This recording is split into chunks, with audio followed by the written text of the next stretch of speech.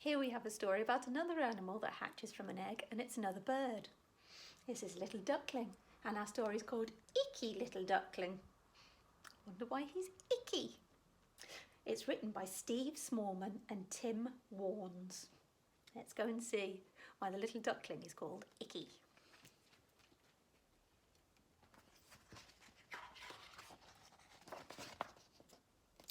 Mr. Rabbit liked everything to be just so. Every flower just so, every pebble just so, every leaf in the forest perfectly neat and just so. One day he was busy tidying when he found something smooth and speckly and perfect. "Oh, my whiskers," he gasped. "You're just the thing for my collection." He's found an egg. Mr. Rabbit hurried home. He carefully washed the perfect speckly thing and placed it just so in the middle of his collection. He loved it. He often sat polishing it and humming a happy little hum. Looks very comfy in his rocking chair, doesn't he?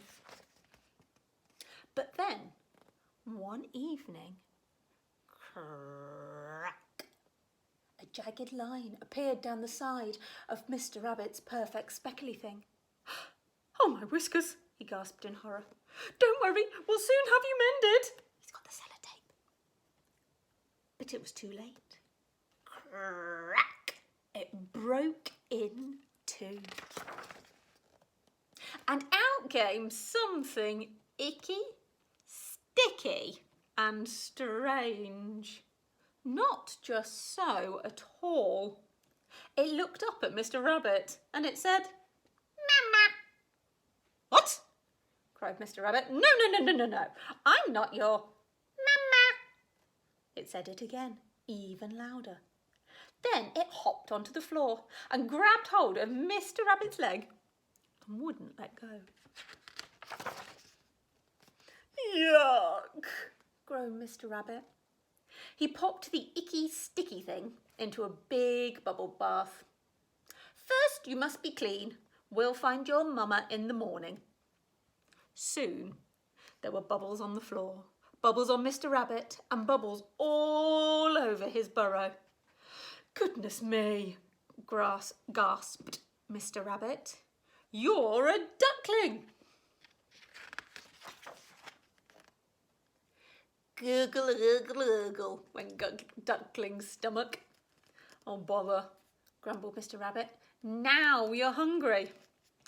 Do you like porridge?" He's got 1, 2, 3, 4, 5, 6 boxes of porridge. Maybe Mr. Rabbit really likes porridge too. The little duckling did like porridge. She liked to sit in it.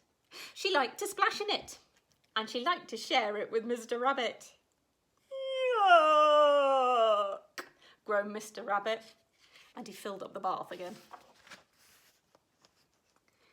"Oh," went the little duckling. "Bedtime. Thank goodness," cried Mr. Rabbit. "It'll soon be morning." He popped the duckling into a box and tucked her in just so. But the duckling didn't stay for long. "Mama." Mr. Rabbit flopped into his chair. "Oh, what a mess," he groaned. "I'll tidy up in the..." "Mama," whispered the little duckling. She scrambled up onto Mr. Rabbit's lap and fell fast asleep too. Next morning, they set off to find the duckling's mama.